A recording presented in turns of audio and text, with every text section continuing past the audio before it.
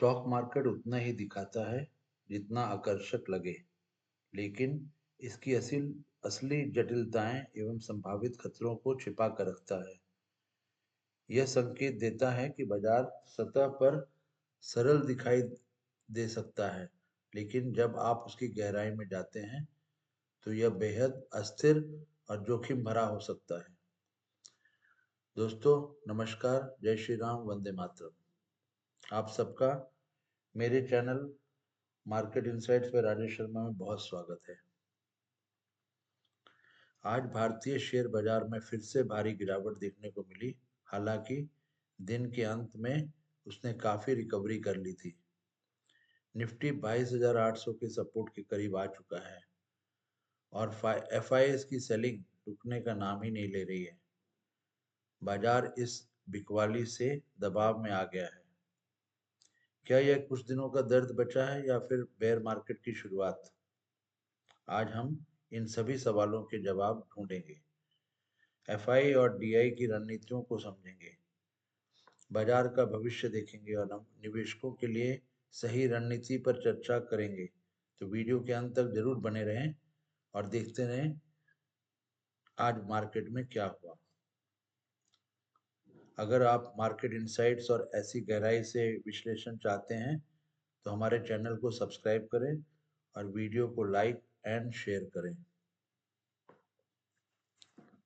तो आइए देखते हैं मार्केट में आज हुआ क्या। अगर आप देख सकते हैं 27 सितंबर को हमारा ऑल टाइम हाई बना था और मार्केट जो है आज 2-3 दिन से इसी जोन में घूम रहा है। हालांकि उसने अपना प्रीवियस जो बहुत इम्पोर्टेंट सपोर्ट था, जो जून 24 के आसपास बना था, उसको उसने ब्रेक किया हुआ है और उसके नीचे में ट्रेड कर रहा है। अब ये जो जोन है उसके लिए बहुत बड़ा रेजिस्टेंस बन गया है और इसके ऊपर जाएगा तभी लॉन्ग टर्म बाइंग की आप सोच सकते हैं। अभी तक तो ऐसा कुछ दिखाई नहीं दिया। तो अगर हम देखें तो अगर इससे और नीचे गिरता है तो ये एक सपोर्ट है जहाँ पे वो आके ठहर सकता है 22,400 के आसपास। और अगर इसको भी तोड़ता है तो नीचे में जो येलो लाइन है वो इलेक्शन का लो है। उसकी नज़र, मार्केट की नज़र वहां तक है, उसको वहां तक जाना है। कब जाता है, कैसे जाता है, ये वक्त बताएगा। लेकिन अभी फिलहाल के लिए जो रेड लाइन हमारी है वो हमारा इमीडिएट सपोर्ट बन सकती है।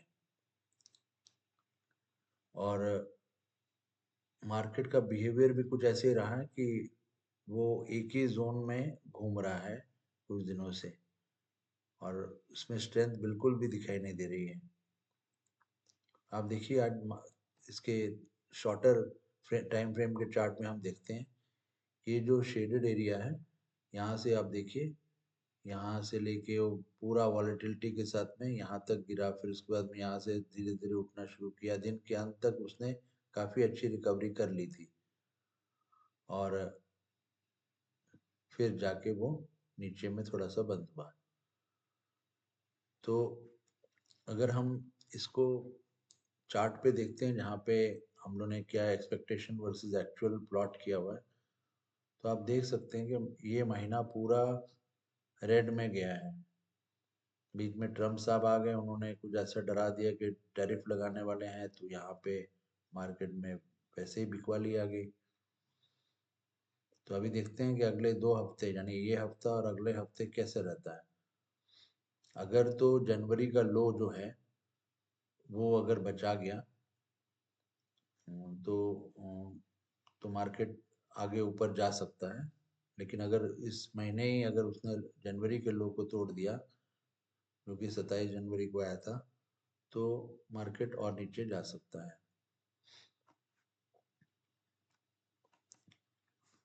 आप देखिए इसमें कि जो सबसे बड़ी वजह यह है कि एफआईज जो फॉरेन इन्वेस्टर्स हैं या इंस्टीट्यूशंस हैं कि भारी बिकवाली चल रही है। और ये आज से नहीं, ये सब सितंबर 27 से लेके उन्होंने चालू कर दी थी। एफआईएस ने करीब इस महीने 28,000 करोड़ से ज़्यादा की बिकवाली कर दी है, जबकि डोमेस्टिक इन्वेस्टर्स यानी डीआईएस ने 33,850 करोड़ की खरीदारी की है। लेकिन अहम सवाल ये है कि एफआई क्यों बेच रहे हैं। मुख्य 3 कारण दिखाई दे रहे हैं। यूएस बॉन्ड यील्ड बढ़ रहे हैं, जिससे अमेरिकी मार्केट ज़्यादा आकर्षक बने हुए हैं। डॉलर मजबूत हो रहा है और रुपया कमज़ोर हो रहा है, जिससे फॉरेन इन्वेस्टर्स का रिटर्न घट रहा है भारतीय बाजार में। तीसरा, small and mid cap stock जो है वो ओवर वैल्यूड हुए हैं, अभी भी ओवर वैल्यूड हैं, उसकी वजह से उनका प्रॉफिट बुकिंग हो रही है।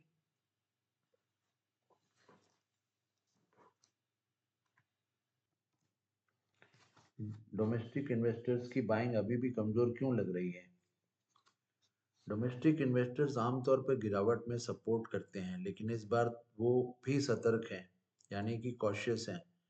इसका कारण यह है कि स्मॉल और मिड कैप्स का वैल्यूएशन अभी भी काफ़ी ऊंचे स्तर पर है।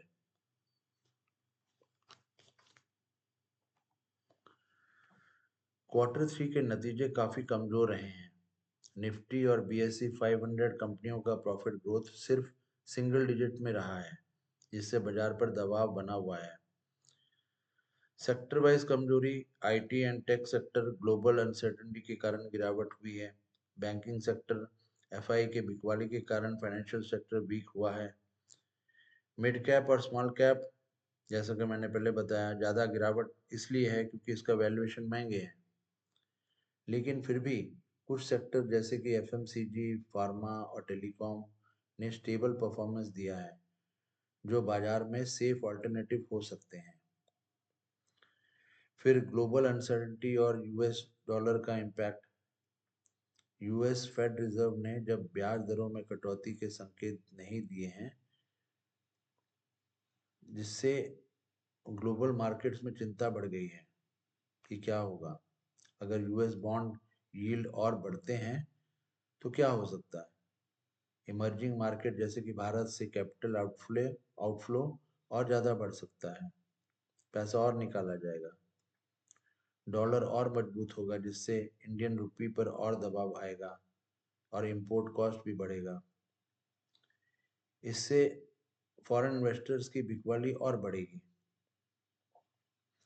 अगर रुपया 87 से 88 के लेवल तक गिरता है तो बाजार में और गिरावट देखने को मिल सकती है।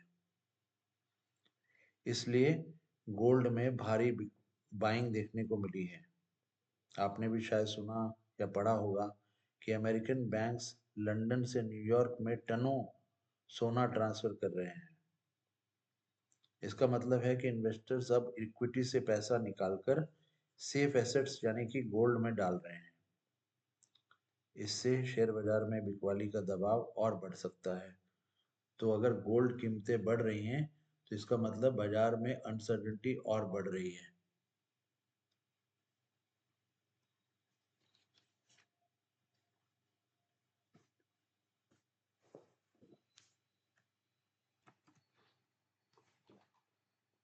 निफ्टी अभी भी पीई रेशियो के 19.3 टाइम्स पर ट्रेड कर रहा है, जो पिछले 10 सालों के एवरेज के आसपास है।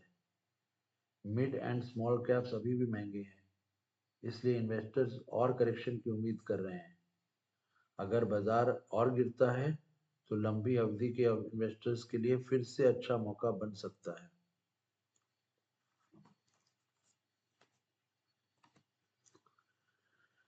की सपोर्ट या रेजिस्टेंस लेवल्स कहाँ पे हैं। सपोर्ट लेवल्स 22,800 से लेके 22,750 का जोन एक अच्छा सपोर्ट का काम कर रहा है। अगर ये टूटता है तो बाजार 22,300 तक गिर सकता है। वहीं 23,300 का लेवल एक अच्छा रेजिस्टेंस है। इसके ऊपर सस्टेन करता है तो मार्केट सेंटीमेंट पॉजिटिव बनेगा और बाइंग आएगी। तो क्या ये बाइंग अपॉर्चुनिटी है या फिर और सेलिंग आएगी, आइए जानते हैं। अब सबसे बड़ा सवाल ये है इस गिरावट में हमें क्या करना चाहिए। जो शॉर्ट टर्म ट्रेडर्स हैं वो 23,300 के ऊपर क्लोजिंग के बिना लॉन्ग पोजीशंस ना बनाएं। स्टॉप लॉस स्ट्रिक्टली यूज करें और छोटे टाइम फ्रेम पर ट्रेड करें। बैंक निफ्टी पर फोकस करें क्योंकि ये पूरे बाजार की दिशा तय करेगा। और जहाँ तक लॉन्ग टर्म इन्वेस्टर्स का सवाल है, वो अपने पोर्टफोलियो में स्ट्रॉन्ग स्टॉक्स की वॉच लिस्ट बनाएं और एसआईपी चालू रखें। डिफेंसिव सेक्टर जैसे कि एफएमसीजी, फार्मा, टेलीकॉम पर ध्यान रखें।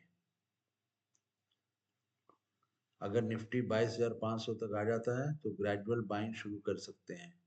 याद रखें, बाजार हमेशा डराने के लिए नहीं होता, बल्कि अच्छे इन्वेस्टमेंट के अवसर भी देता है।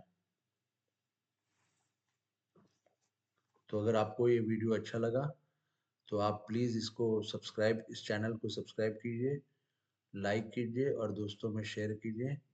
और ऐसे वीडियो और आगे आते रहें उसके लिए आप बेल आइकन को भी दबाइए। धन्यवाद मेरे वीडियो के साथ जुड़ने के लिए। मिलते हैं अब अगले वीडियो के साथ में।